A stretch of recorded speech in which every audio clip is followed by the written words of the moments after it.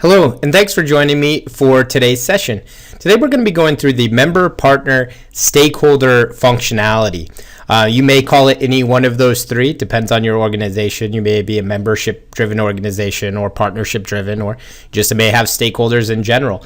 So if you are a new user to SimpleView's tools, if you just are in need of a bit of a refresher, then you are in the right place. This is the video for you. But hopefully at this point, you've taken the time to watch the new users overview. If you have not, I would suggest that you go back and watch that webinar before moving on to this more advanced member, partner, stakeholder demonstration, because we cover a lot of the basics in that overview. We cover navigating the system, searching for content, and getting set up. So if this is step one, do make sure you check out that webinar. If you've already checked it out, then you are definitely in the right place. And today we're going to be covering everything that we see on the screen here. We're going to do our best to move through all of the functionality in the member, partner, stakeholder, user group, or database. But some of the items have additional documentation already available. So we're going to really focus on everything on the left, learning how to really build in new accounts and contacts, how to edit that information, how to communicate with our contacts and track the communications. We will also take a look at listings information. So listings refers to the content that may display in your visitor's guide, or more often than not on your website for your local businesses. So we will talk about how we add and update the content for our local businesses. We will look at reviewing and updating your amenities, images, logos, coupons, and videos. And then we'll spend just a few minutes looking at placing orders, the dues and invoicing component, partner referrals, and hopefully quickly touch on the reports in the advanced search. But again, this session, we're focusing on the main functionality in this user group. While these guys are just as important, there are other webinars or training documents available in our knowledge base, and we'll touch on that just a little bit as well. So all that being said, we'll go ahead and just jump right into pretty much a live demonstration for the rest of today. And what we see in our member, partner, stakeholder group is, again, this could be named any one of those things. There could be other names for it that are out there. So don't be too concerned by the title of member/partner. Again, you may just call them stakeholders. But in a nutshell, what we're talking about is the local businesses. And so what we see across the main level of navigation here is we are talking about the accounts, all of the local businesses, the attractions, the museums, the hotels, the restaurants, etc. We're talking about the people who work for those businesses that we may need to communicate with. Again, listings, that content that will display on your website or in maybe a print guide like your visitor's guide or dining guide. We will take a quick look at invoicing. If you are a membership-based organization, you can send out batch invoices through our system. Or you can create one-off invoices to distribute for other things like event attendance, those types of things. We have a full suite of reports available to you by clicking on the reports option and then the advanced search. Two great ways to pull the data out. But again, today we're focusing on really how we get the data in. And the first step is always to build an account record. What we're going to see, if we remember what we learned in the overview section, we can search for existing records by using the recently viewed section, the quick search, or by coming underneath the main account grid to see an alphabetical list of all of the accounts inside of this database. But I'm just going to use the recently viewed to come right in here to one of my accounts. And so the first thing we're always going to want to do is to make sure the account doesn't already exist inside of the system. So if we have a new member or a new partner come on, we need to make sure that their information doesn't already exist. We want to make sure we're not entering duplicate records. Duplicates are the enemy of the CRM database. So to do that, we need to search for the record in a few different ways. And that's where the quick search can come into play. Like we see here, if I just start typing simple, we see there are a bunch of accounts in my test database with the word simple. I can keep typing if I want to get closer to that exact word. And as I do that, we can see that it's refining my list, giving me specifically exactly what I'm looking for. I could also just say, hey, I just know the first word of that is SimpleView. I'm going to hit go. This will give me a list of all of the accounts, all of the contacts, all of the listings that have the word SimpleView somewhere in their core information. And we'll see what I mean by core information in just a few minutes. So we should search in a few different ways. Maybe somebody previously entered it with a space or without a space. You need to be aware of those because, again, if somebody previously entered it in as 2 words, I did my quick search here and thought that it wasn't in the system and added a new account, I'd be creating a duplicate record. So search for the account, use common misspellings, check out, different spacing, abbreviations, or, those types of things, acronyms, to try to make sure that the account isn't already in your system. If the account already exists, you can use one of those features, again, the recently viewed quick search or main account grid, to simply click on that main record, where that will take you to the account details screen, where we see all of the important vital types of pieces of information related to this specific business. And then down below, we see it's a series of tabs that, again, are all related to the business that I'm working on here. So as a rule of thumb, in the member partner stakeholder database, the account record is the main record. There needs to be this account, which is kind of the foundation that we can build upon with all of these additional items down below. So everything we see here relates to the business that I'm working at here. So if the account already exists, just like we did, we can search, we can find, we can review some of the core information. I can expand and close these folders to get a better look at what I might be looking at, to focus in on certain things. And then I can drill down to communicate with the contacts, to update their listing content, to submit or close out invoices, do a whole bunch more for this specific business. So if the record already exists, you may need to come in to edit the account main record or any of the additional tabs below. And to do that, all we do is hit edit. And what we can see is it's a pretty simple fill in the blanks type of a form. Anything in the standout color, depending on your color scheme, in this case mine is red, those fields would be required. So if I tried to save here without something that's in that standout color, the system will bark at me and tell me, hang on, you forgot that account record. So if the account already exists, you hit the edit button once you find the appropriate record to make your updates. If you've done your search a few different ways, you find that the new account or the account you're looking to add isn't already in your database, we can come right into add a new account. But there's one last little safety precaution or stop point to make sure we're not entering duplicate accounts. If I do try to enter in the name of an account that already exists in the system, we get a message like we see here. These messages are really important. They're going to pop up from time to time, and they're meant to guide you in the right direction. They're not necessarily errors. They're meant to be guides. Like, for example, this says there is already at least one other account named the Simple View Hotel. You may want to select a different account name or use that existing account. So that's telling me right now I'm entering a duplicate record. Now, sometimes, quite often, there might be multiple businesses in your destination with the exact same business name. Could be a hotel chain, could be a series of restaurants, those types of things. Like we just saw, I can hit OK, kind of ignore that message, continue filling out this information with maybe a different address, different phone number than that original record, and save it. Totally up to you. It's just meant to stop you from entering those duplicate records. So we're going to go ahead and walk through these fields, let you know exactly how specifically to build an account.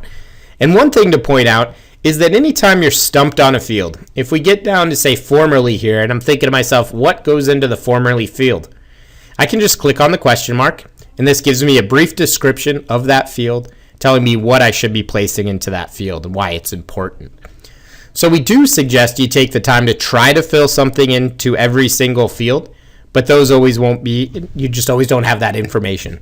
Excuse me. So fields in red are required. Anything in blue is helpful, but not necessary to continue. We're going to walk through so you understand what all these mean at this point, though. We see here account and account sort. Account is the official business's name. Like we see here, the official business title is The Simple View Hotel. Account sort is asking me, how do I alphabetically want that to sort inside of the database? So when I come on to this main account grid, how would I like that to alphabetically sort? And for this example, I would say that we probably want it to sort by the S in Simple View rather than the T in the. So I would suggest adding in the record just like we see here. The official business's name, then how we would like that to alphabetically sort inside of the system. We see our account statuses here. The terms in this dropdown can differ based on your organization. Again, you may be member driven or partner driven, so you might have different examples in there. But we pretty much always will see an active. What that means is that the Simple View Hotel is either an active dues paying member with the doors open, or they are an active partner and the doors are open. So it's an open business. A few of the other kind of standard ones that we do see, things like a canceled or an inactive. When and if the Simple View Hotel ever closes, we do not want to delete that record from the system. There's important reporting that's going to go along with this account record. We just want to make sure that it's marked as canceled or inactive. That will remove them from your website.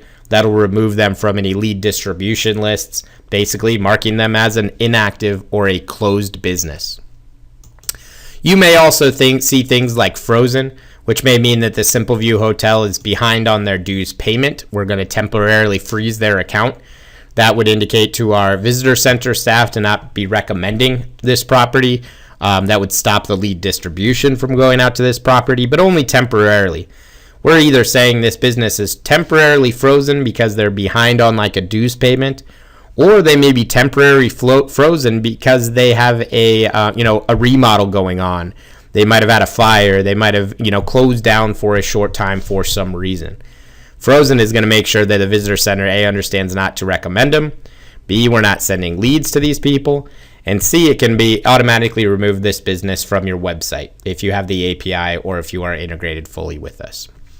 So statuses. We always see active. We always see an inactive.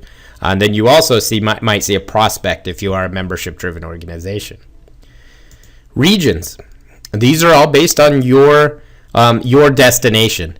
Located here, we're in Tucson, Arizona, where I'm conducting this webinar from, and our city is pretty much broken down like we see there.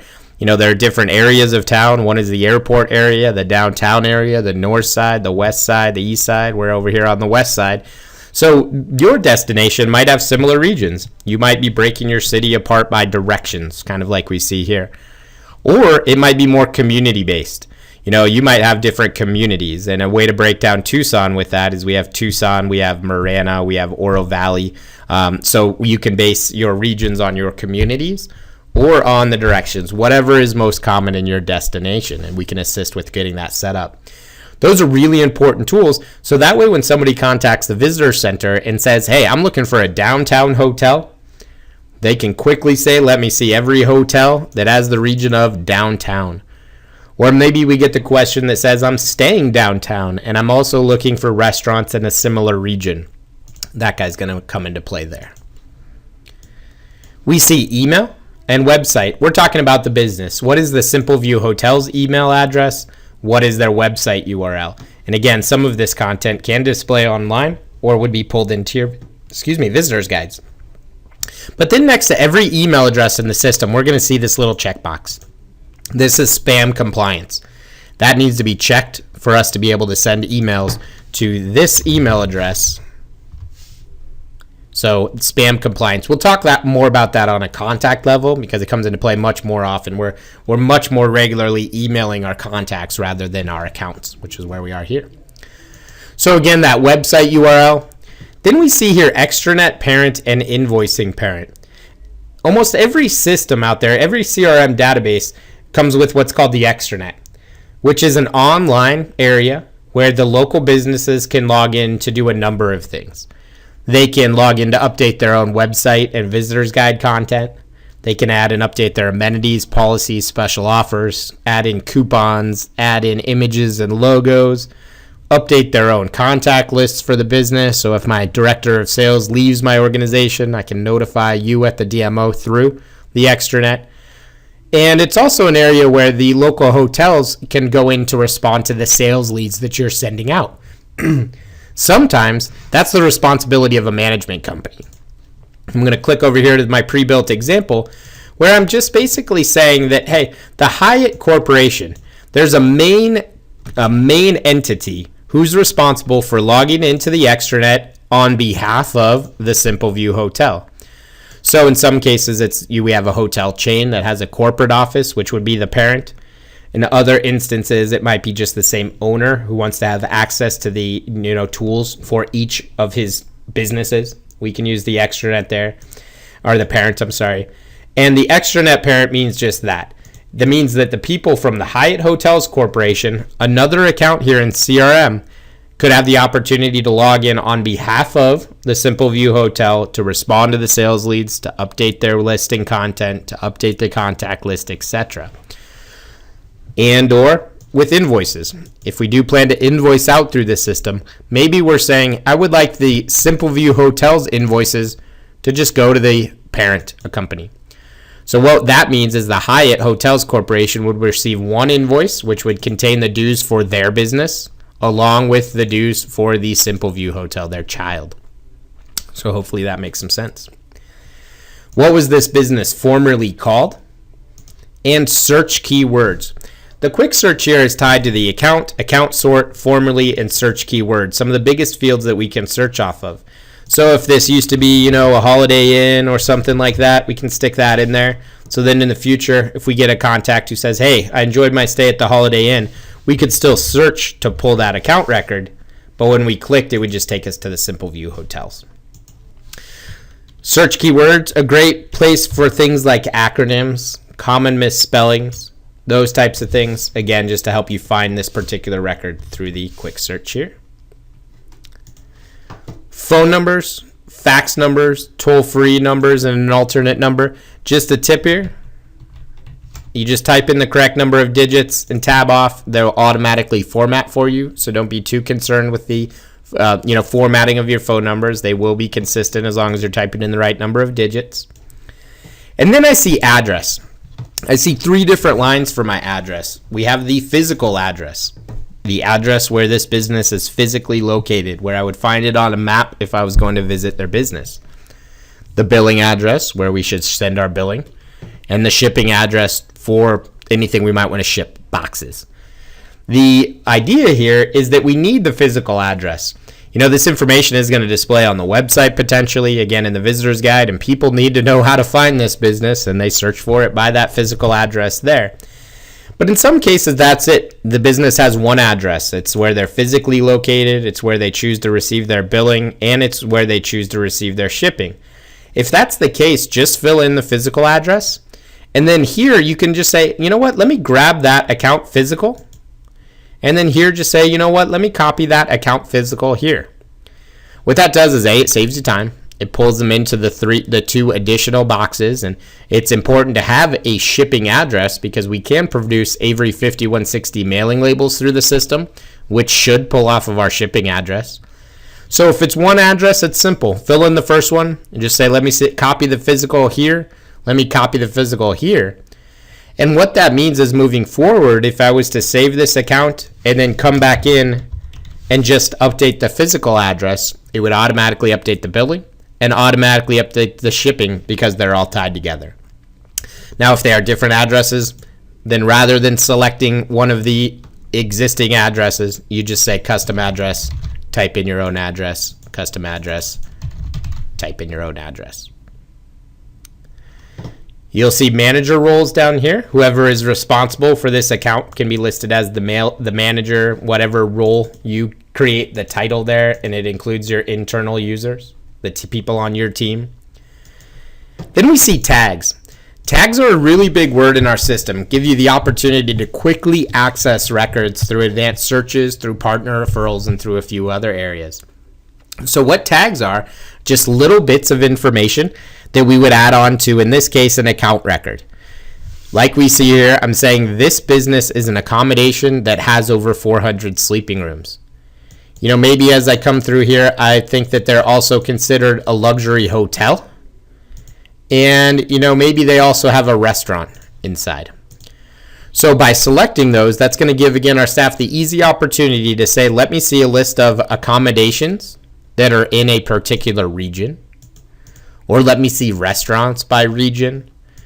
Just gives you the quick opportunity to build lists of accounts based off of the tag that's entered there. So if you don't have any tags, if you'd like to expand your tag list, tags can be added right here at the top of the page under account tags. The next section, map coordinates, is optional. If you have the Google Maps integration with us, then you will see the map coordinates, because what we're talking about is Google Maps on the website listing. So when I'm visiting your DMO's website and I'm looking at the Simple View Hotels listing page, their detailed page, I might want to see a map to get driving directions. Well, if we do have the Google Maps integration, you will see this box here. And what the system tries to do and what Google Maps tries to do is it's going to place the map point based on the physical address that we entered there. So when I hit show map, you can see this is exactly where we're located right here in Tucson, Arizona. But sometimes the Google Maps is incorrect. It maybe have been a while since they mapped your area. There may have been some construction in the area that changed kind of the neighborhood. So if you get in there and you realize that a business has the incorrect map point, you can just change it to auto. And then as we'll see here, as I drag and drop, I can basically move the point anywhere. Whoops, I'm sorry, I should change it to manual. And I can drag and drop and move the point anywhere and say, you know what, actually, we're right over there.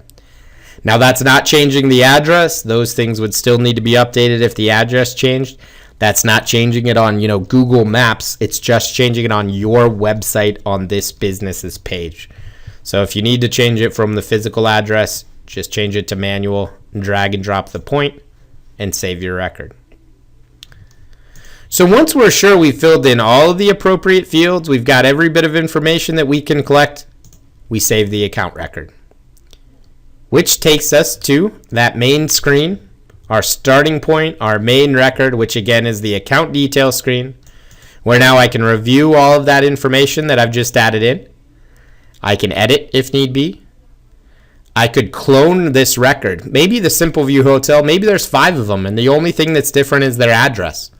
Well, I created one of them. I hit clone. It creates a second account with all that same information, or maybe I just change the address and hit save. So just an easy way to create multiple of the same records with the clone button. We don't want you to delete, so just try to ignore the delete button there. Again, we would update the status of the account if we need to, if they go out of business. Delete's going to be for your admins to manage. We'll talk about the account recap later. And now when I scroll down to the bottom of the main account record, again, I see all these tabs that are related directly to the business that I'm working on. So the first one is a list of all the people who work there. So if it's a brand new record, you wouldn't see anything under there because you haven't added any contacts. If it's an existing record like we see here, we see all of the contacts. They will be indicated as inactive if they have a strike through. The rest of these guys are all active records. So the same rules apply as under the account. If I wanted to update the information underneath any of these contact records, I would just hit the pencil. Or to add in a brand new record, we just hit add new contact. And we fill out, again, all of the information that we have. Anything in the standout color is going to be required. Anything in blue is helpful, but not really necessary to continue. So I'm going to just come in here and say my first name is Chris, last name is George. And I could put in my full name as being something a little bit more formal if I chose to, like we see here. The reason we have these separated out with first name, last name, and full name has to do with email communications. We can build emails, e-newsletters, and those types of things through the system to say, Dear Mr. or Miss George, based off of the gender selected here. I could say, Dear Chris, or I could say Dr. Christopher George III in those email communications. So just a nice way to be able to communicate formally or informally with our contacts. The next one we see is much like the account status, it's contact type. We're indicating if Chris here is the main point of contact in his department or a secondary point of contact in his department, or if he no longer works there. So again, we don't delete. If Chris quits and leaves and is never coming back to the Simple View Hotel, we're marking him as inactive. He'll display with a strike through, and it will remove him from our communications lists. So just make sure we're managing the status with contact type. Then we have preferred method of communication. This is indicating how does Chris like to receive print communications from us. So it's a little deceiving there. It's not just preferred method of communication, period, because people might like you to call them, and we don't see phone We don't see cell phone in this list. This is really important because we're talking about print communications.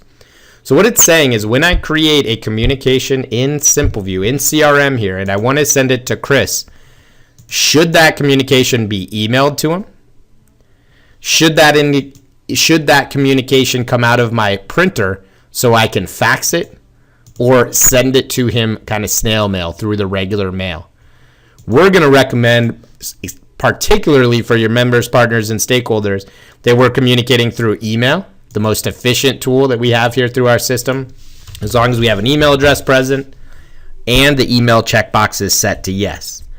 So again, how does Chris like to receive print communications? And somebody said, well, Chris, I could send a letter to somebody's cell phone via text, but we don't do that. We don't send letters, big bits of content through text. So our options are we would either email him the letter, fax it to him, or print it off, and it will default to that when we go to send Chris a communication. But there's that email checkbox again. And again, more important on the contact level, because we send to the contacts much more often than we send to the accounts. And what that is saying is that Chris has given us or has removed permission for us to send him emails. It's spam compliance. It's the law. If somebody says, leave me alone and stop sending me emails, may still be an active contact who would prefer to receive their communications in the mail. We can update the records just like we see here. Prevent us from sending him emails and tell us that instead we're gonna send him his letters in the mail. Most of your members, most of your partners and stakeholders need to have that checked. You do a lot of communicating through email.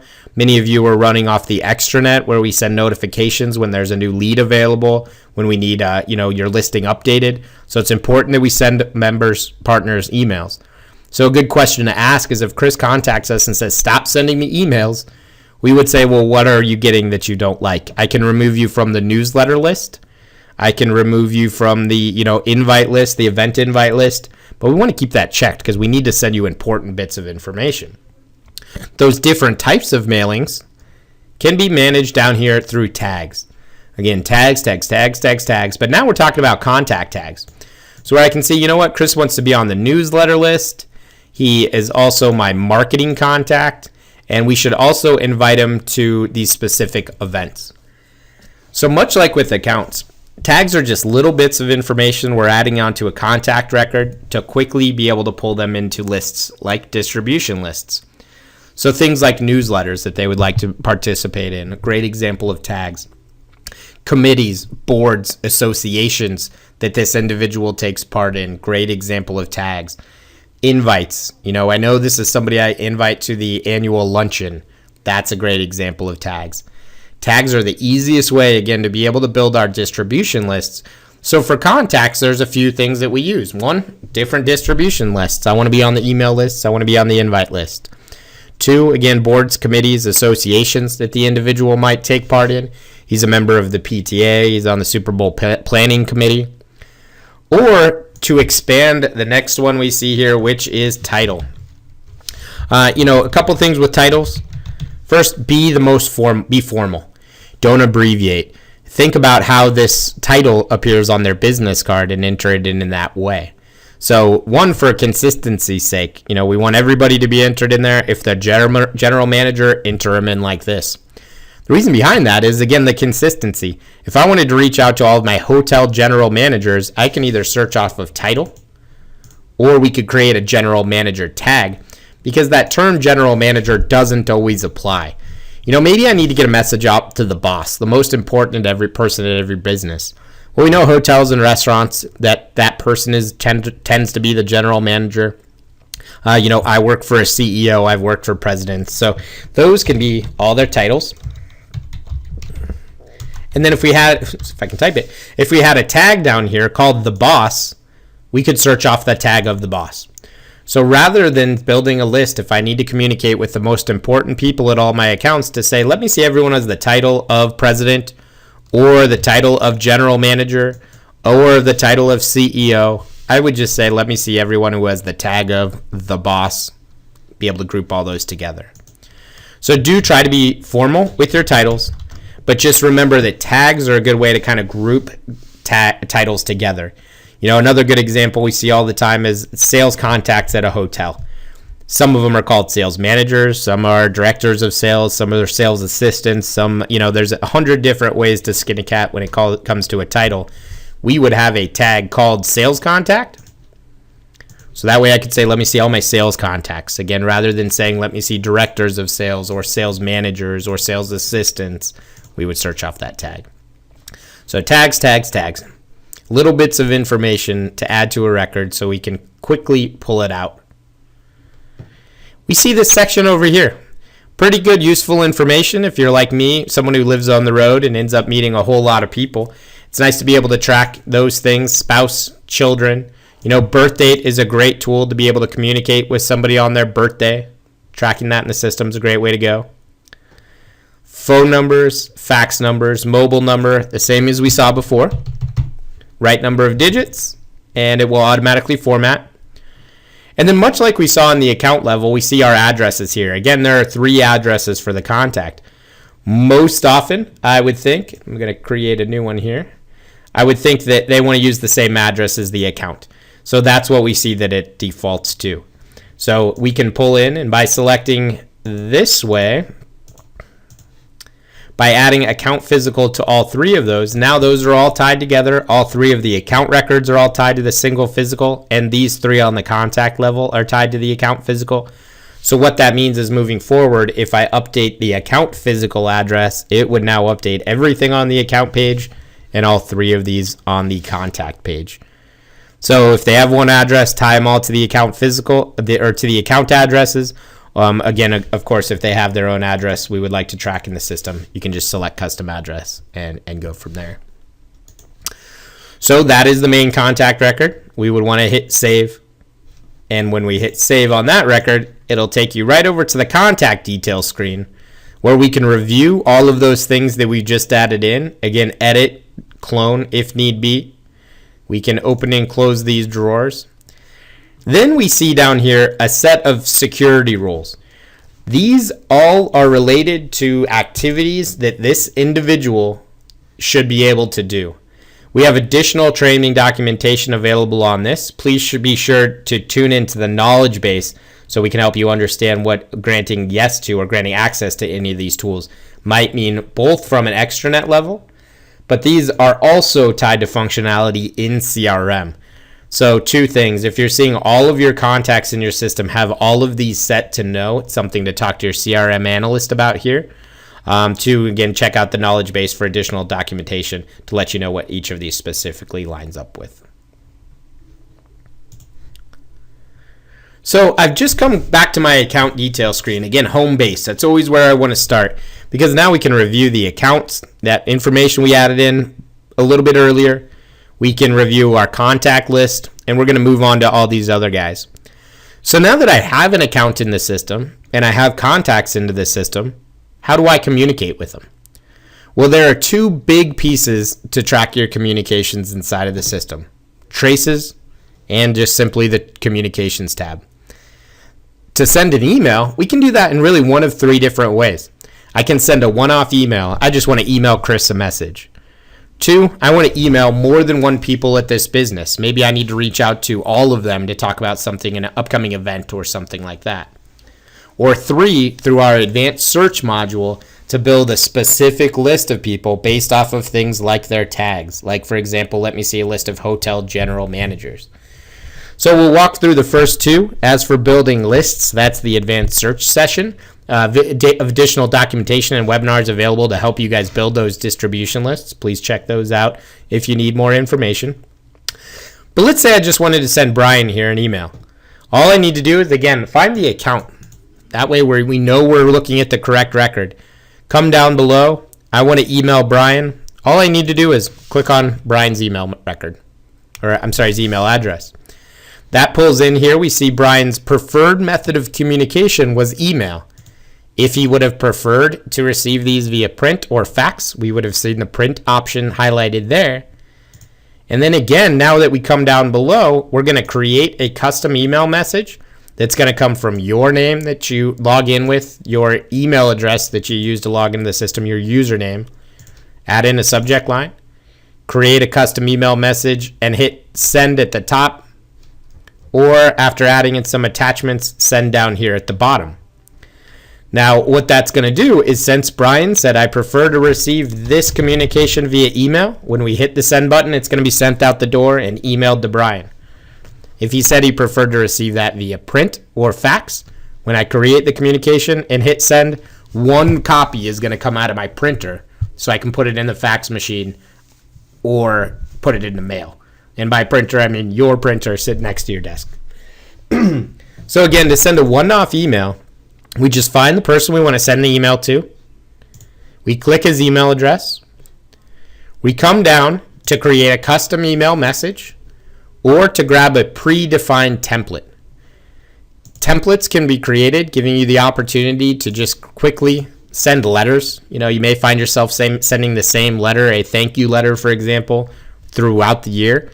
You create that letter once through the admin section, and then we can continuously just grab that pre-built template, change some of the information if need be. So templates are great for standard letters that you might be sending out. They get you 99% of the way there. Or you may want to set up some additional templates with things like stationery, with like a nice header and footer, standard font style, etc. Those can be taken care of as well through your admin, or just reach out to your CRM analyst here for a little bit of assistance. So I create my custom email message either by building an email, using my templates, and when I hit send, it goes right out the door. Whoops, and I forgot something. I forgot the subject line. So when I hit send, it's telling me this communication is going out to one email address. I say that is correct, and we can see that it's been sent. Now, if I come back to the Simple View record, and I want to see any and every email I've ever sent to Brian, I can just click on his record, come to Brian's Communications tab, where I see this is the email that I just sent. I can review the email. I can see the body of the email if I'd like to. And I can resend it right from there. So every time we send an email to a contact, it leaves a record of that email underneath the Contacts Communications tab. So again, if I come under Brian's Communications tab, we see all the emails I've sent him over the past 90 days or over all time. The next way to send out an email is going to be from the account level. Maybe I want to send this email out to more than one person. Maybe I need to reach out to Chris and Brian, maybe Shannon as well. Well, to do that, we just come to the account and to the Accounts Communications tab, where I can hit New Communication. We see the exact same form. But now what we see is it's pulled in all of the email addresses tied to this account. We see the account's email address and all of the active contacts down below. If I don't want it to go to the account, if I don't want it to go to Kirsten or to Sung or to Derek, I uncheck those. So anything with a checkbox by it, that is the person who's going to receive it either via email, or in this case, one of these is going to come out of my printer so I can physically send it to Shannon. Again, we create our custom email message and we hit the send button. What that'll do is it'll leave a record again underneath each person who received its Communications tab. We would also see that underneath the Communications tab here. So Communications tabs hold all of the emails that we've sent out through CRM. The last way, just to show real quick, is to build a list of contacts. Again, the advanced search functionality is something that we'll get into in an additional webinar and documentation. But if I wanted to send a list to my hotel general managers, for example, I can build a big list and email a group of people through the advanced search. We just need to make sure that you're using things like the tags appropriately. So sending out through the system, pretty simple. We either just click on the email address of the person that we want to send to, or we use the Accounts Communications tab to send to multiple people. We'll talk a little bit about traces. Traces are your tasks, your to-do items. They are either reminders to take care of something in the future, or they are the notes from a completed interaction with a client. So really we're talking about two different types of traces. One is a reminder to do something in the future. One is the completed action from like a phone call. Maybe somebody from Simple View just called me. I don't need to remind myself to answer the phone. We already had our conversation, but I want to track that conversation inside of the system. So first, to set a reminder for the future. Maybe I need to remind myself to reach out to the Simple View Hotel to get some updated, amenity information from them. Well, to set that reminder, to either assign it to myself or to one of my coworkers, I just come under the account that I want to set the reminder with. I want to remind myself to perform some action with the Simple View Hotel. So I found their account, and I come down to traces to add in a new trace. And like we've seen everywhere, simple fill in the blanks. We can enter in a title, a due date, a priority. How important is this? Type. What am I supposed to do? Am I supposed to make a phone call? Am I supposed to send an email? Am I supposed to have a meeting? This list, again, is determined by your admin staff. So if you would like additional options in there, they can assist you with that. So I'm going to say on the 15th, it's really important that I'm making a phone call. It's pretty important. We'll say it's really important that I'm making a phone call to the Simple View Hotel. Now, who's supposed to make that phone call? In this drop-down, you'll see all of your internal users. By default, it assigns it to you. If instead I would like to say, I would like Jonathan to take care of this for me. If I was to assign it to Jonathan, then it will be assigned to Jonathan. He will need to complete that task. But maybe I'd first like to see how busy Jonathan is on the 15th. I can say view calendar, and we can see that it's telling me, Jonathan's not busy on any of those days, so I can go ahead and assign it to him.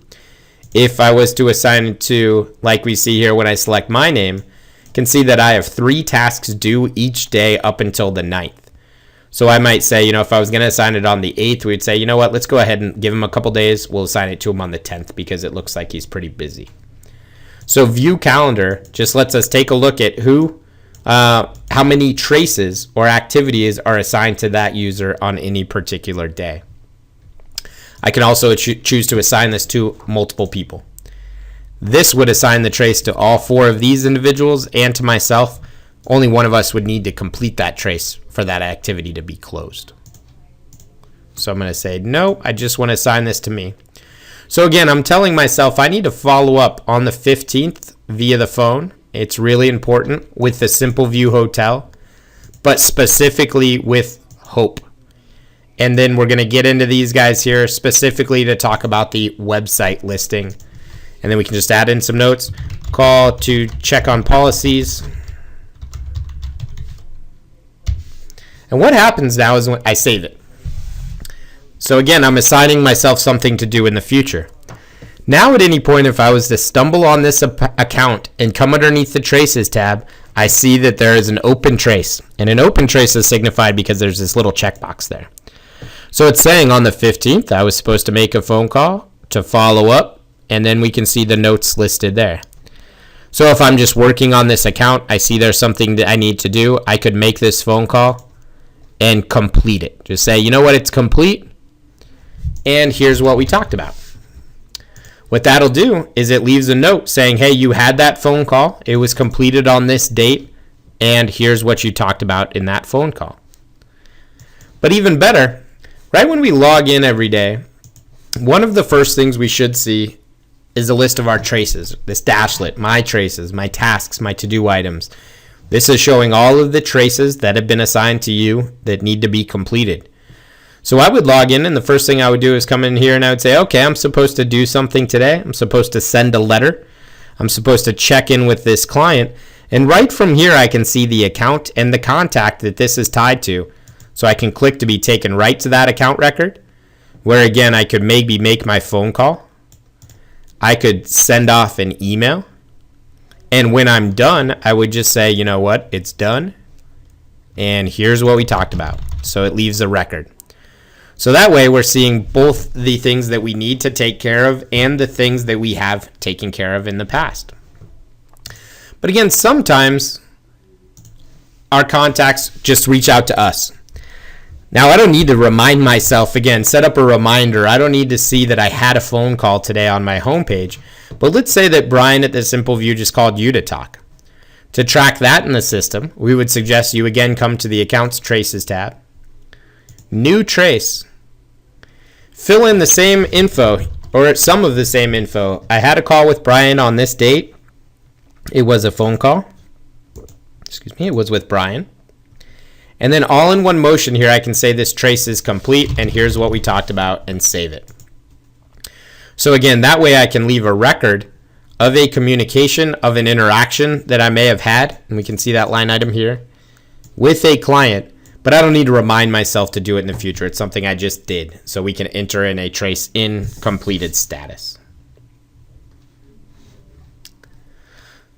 So traces and communications. Traces are reminders for the future or the notes from an interaction that we've just had. And communications are going to be the emails we've sent out through the system.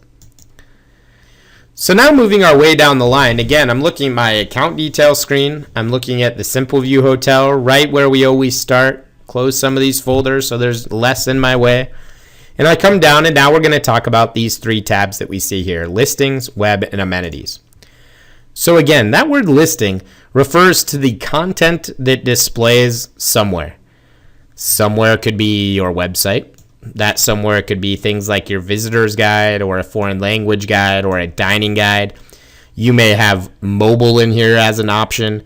So what we see is, first off, listings is a set of content that's going to be displayed somewhere. That somewhere is the type. So what we're going to see when I when I open up one of these guys, the website, for example, is first off, what this is telling me is that the Simple View account, they have different pieces of content that display on the website, should be pulled into the visitor's guide and pulled into their Spanish guide. And the reason why that content should be different is we know with the website, the content should be fresh. It can be updated on a regular basis. It's basically just flipping the switch online. We update the content and it changes online. But with a visitor's guide or with any type of print publication, sometimes the amount of text is limited. Usually we're going to want to have a different marketing message because a print guide can be in circulation for longer than a year. You know, that content needs to be relevant whether it's Christmas time or it's the dead of summer. So you have different sets for each of the different audiences or different display sources. So if you do have a website with us, or if you do have the API, you should at least be seeing website listings in there. And for this example, I see that the Simple View Hotel has 2 pages on the website, one on the main accommodations, hotels, and resorts page with this description, and another one on the apartments and condos pages with a different description. So one business may have multiple website listings here because they would like different description to display on different pages of the website. Or they may have one single website description that they want to display on multiple pages. So if the description is somewhat generic and we want it to display on both those 2 pages with the same content, we can accomplish that in a slightly different way. So in either case, to update our website content, all we have to do is click on the pencil. And again, we see things that are required and things that are helpful.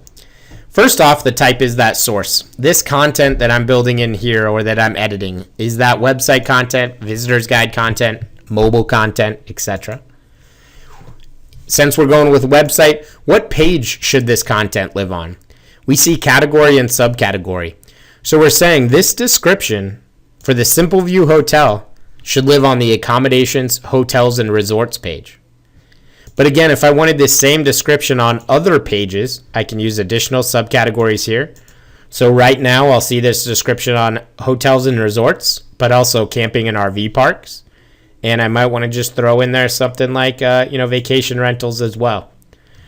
So one description that displays on 3 different pages for this example, or you have 2 or 3 different listings in that website type with different sets of content for each specific page. So your category, your subcategory, if you would like a contact's information to display on this listing, we can select from the available contacts here. Select which address should be tied to this listing. Defaults to physical. We recommend that you stick with physical. You may be using rank. Rank determines a few different things. Usually it's a paid for type of a tool. And depending on that rank, this listing might contain more content, more images, more logos. Some DMOs choose to sell their listings with like a gold level that gets you images, logos, amenities. and maybe a standard level which doesn't give you images and logos. That's determined with rank. TripAdvisor is optional. If you do have a TripAdvisor integration, we will help you import TripAdvisor IDs and set those categories.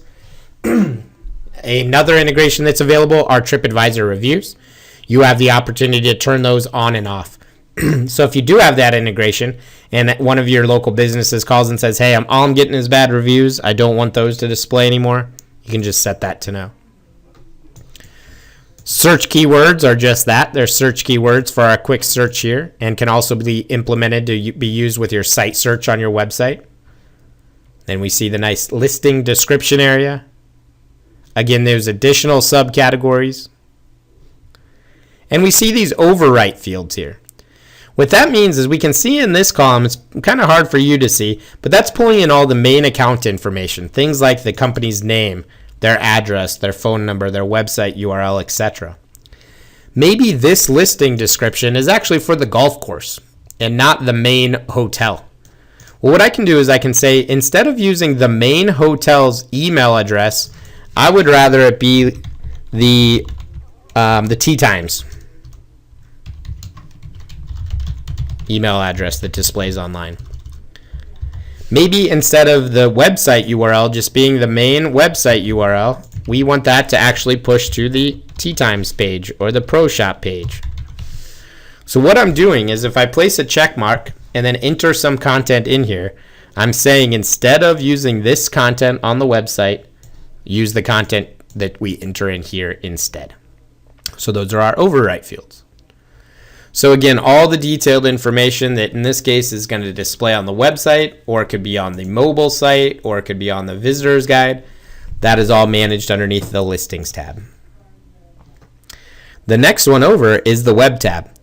This is how we manage coupons, images, logos, and videos. If you do have the coupons or special offers option, then you would have the ability to create coupons for your local businesses. Pretty simple. When you click add new coupon, it's going to ask you for a title. You might want the coupon to display a web URL. You might want the coupon to have a nice big description, bring this in to receive half off. You can select an image or logo to display on the coupon. The dates the coupon should be redeemed.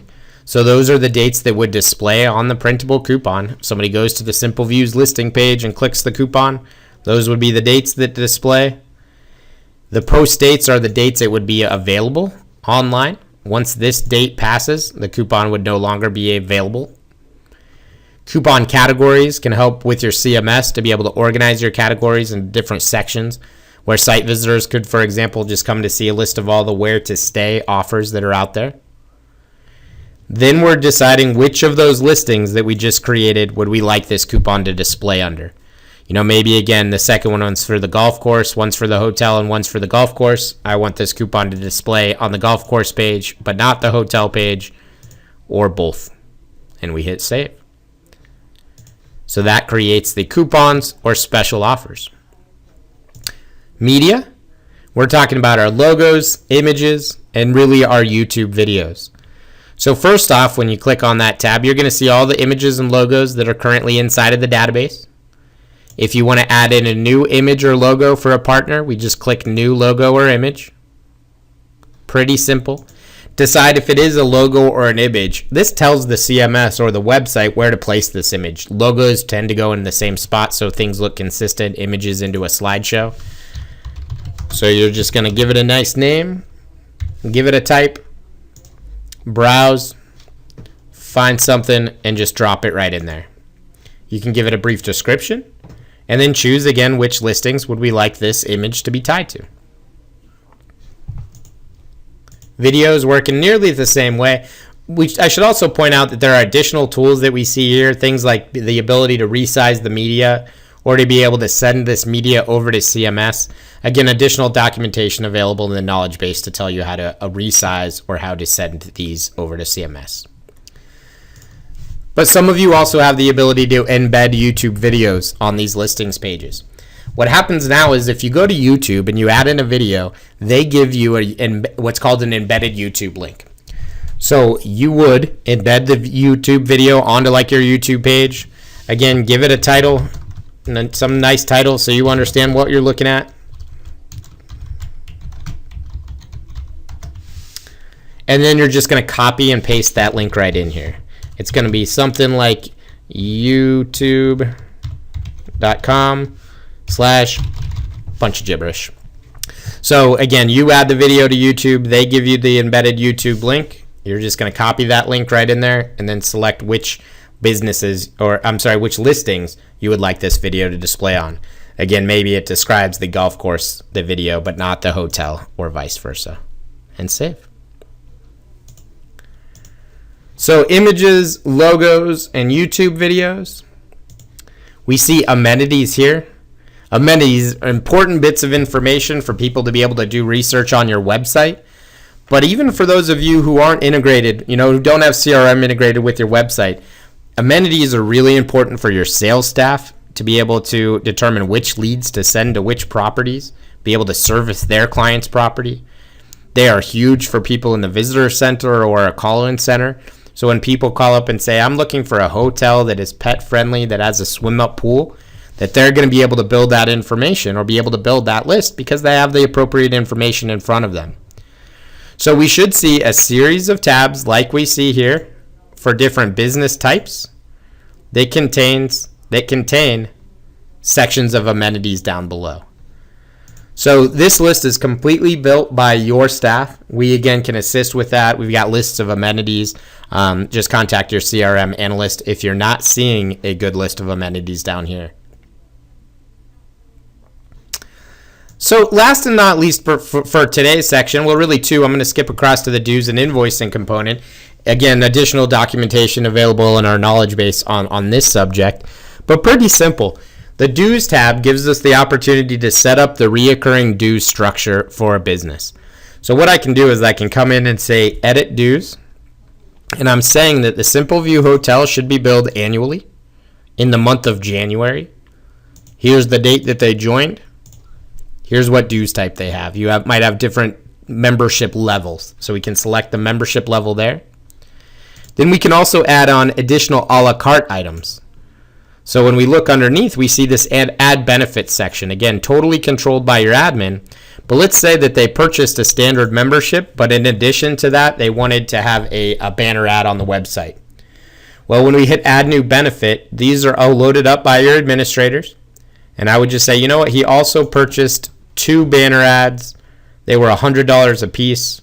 That gives me the extended price of $200. So now when I do go through the invoicing, the batch invoicing process, it would create an invoice that contains all of this dues information along with the additional benefits that have been created there. But again, additional information available on running your invoices. Please tune in or contact your CRM analyst if you need more information. And then really the last thing for today's session is the benefits summary tab. The benefits summary tab has been coined the what have you done for us lately section. We don't add a lot of content to this, much really, if at all. It's really an area to display all of the things that you at your DMO have been doing to assist or to service this local business. So most of these things, the content, like we see here, these are all the sub-tabs. Most of these happen automatically or are updated automatically based on the work we do in the other user groups, like in the sales department or in the media department, etc. But just to give you a quick understanding of how these work, the first one we see is in-kind and expense. Over time, you are spending money at these businesses. And then sometimes these businesses are donating something to help you out. Maybe this hotel paid for a room night for a meeting planner during a fam trip, or the other side of it, maybe you put a meeting planner up during a fam trip. We want to track that in the system. So basically, the partner comes to us and says, well, what have you done for us lately? Well, we can come in here and say, well, let's look at expenses. Well, it looks like over the past year, we spent about $3,500 at your business or $5,500 at your business. That's what we do for you. We took people out to lunch on fam tours. We rented meeting space for different types of events. The other side of it are in-kinds. So sometimes you've helped us out, and we appreciate it. There was a time where you donated a meal for a conference that was coming through, or you donated 2 room nights for 2 people. Track all that stuff in the system. So again, half of that is we can tell the partners, the hotels, the local businesses what we're doing for them, but also to be able to understand what they're doing for us. Working down the line, we see leads. What have you done for us lately? Well, our sales staff is sending you sales leads. So when we come under here, you will see each of your different sales user groups. And what I see here is under meeting sales. So if a hotel asks, what have you done for me lately? I would point to this and I would say, well, over the past year, we sent you 21 leads. You've won 13 of those leads. And if we click on that tab, we can see more detail. What have you done for us lately? Well, because you worked with our DMO, we helped you book 13 leads that had a total of 3,200 room nights at your average daily rate of $150 a night. That's what we're doing for you. We're trying to put heads in beds and help make you money. So leads shows just that. Some statistics on all the leads we've ever sent to a property, whether they've won those leads, lost those leads, lost them to another property or to another city. Services is similar, but for service requests. So we send service requests out for those things that do not include room nights. We need meeting facilities, we need transportation, we need catering. We're going to send those out. And again, hotel or local business says, what do you do for me? We can say, well, we're sending you service requests. You win some, you lose some. And we're also recommending your business. That's what partner referrals are. So we could say, you know what? We recommended your business one time from the visitor center, which is consumer. Our sales team was recommending you. We recommended you to members of the media. So that's what partner referrals are. What have you done for us lately? Well, we're recommending you to important people. Events. As you use the events component of CRM, you have the RSVP component here. As you're using that feature to invite people to events, networking events, member mixers, those types of things, that's going to be tracked inside of the system as well. So what have you done for us lately? Well, because you are a member, because you are a partner, because you are a stakeholder, you had the opportunity to attend these 3 different events that you were invited to. You attended some, you didn't attend others, you RSVP'd to some, you didn't RSVP to others. So what have you done for us lately? Well, we're inviting you to these events. Sometimes you're taking part, sometimes you are not. Articles is connected to the media PR database. So as a local business is getting mentioned or featured in any type of article, we should be tracking that in the system as well. So what have you done for us lately? Well, because of our media efforts, you've been mentioned in 2 domestic articles that had a total circulation of 20,000 people, and here are copies of those articles. Website has to do with the website listing, the listings that we set up earlier. That's going to show hits. So what have you done for us lately? Well, your page on our website has been viewed a certain number of times. A certain number of those people then clicked to your Book Now button. A certain number of those people then clicked to link to your business's website. So from the Simple View listing, they clicked to go see Simple View's page or Simple View's actual site.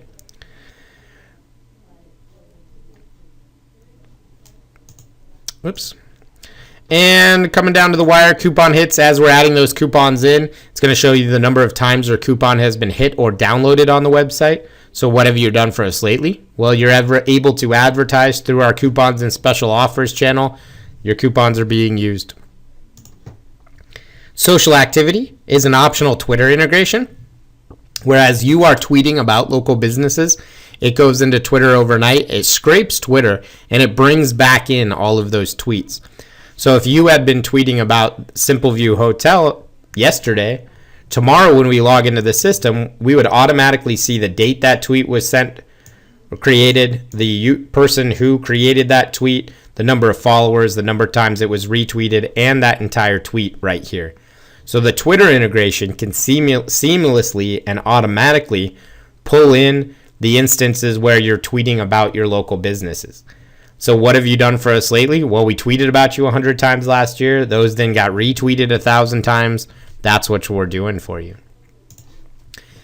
Advertising opportunities is connected to the marketing functionality in the CRM database. in which where a partner is able to advertise in a specific promotion, we track that as well. So what have you done for us lately? Well, because you are a member, partner, stakeholder with our DMO, you were able to advertise in the Visitor's Guide where you purchased a $750 ad. You also purchased a backlit panel at the Visitor Center for $1,000. So again, what have you done for us lately? Well, because we have a relationship, you're able to advertise through our channels. And then finally, fam trips and site inspections. I know we are all often or from time to time bringing in either groups of meeting planners, members of the media, or tour operators to learn about your destination. And most of the time we're going to put them, we might be putting these people up for a night or two in a local hotel, or we might just be visiting some meeting facilities, some catering companies, some hotels just to see what the services they have and, check out the property, a site inspection or a fam trip. We track that here as well. So in this instance, what have you done for us lately? Well, you were a service provider for the site inspection we had back in July where 5 people attended. So that's what we're doing for you. We're helping bring people to your business, whether those be through leads, service requests, and partner referrals, or through things like our fam trips. So that pretty much wraps up the basics. Again, for more detailed information on reports and the advanced search, please tune into the knowledge base and to the webinars. And if you need more time on any of these things, sometimes it helps to walk through these things live. We can schedule additional webinar sessions with your staff. We'd be happy to come out and see you for some live training. Just please reach out to your account manager or your CRM analyst for more information on additional training. And please just remember also up here in the top right corner, you have access to our users forum, to the webinars, and to the knowledge base. So the training never really ends. There's additional documentation and webinars available to you in either of those sections, and we'd be more than happy to sit down for some live training as well. Thank you very much, and have a good afternoon.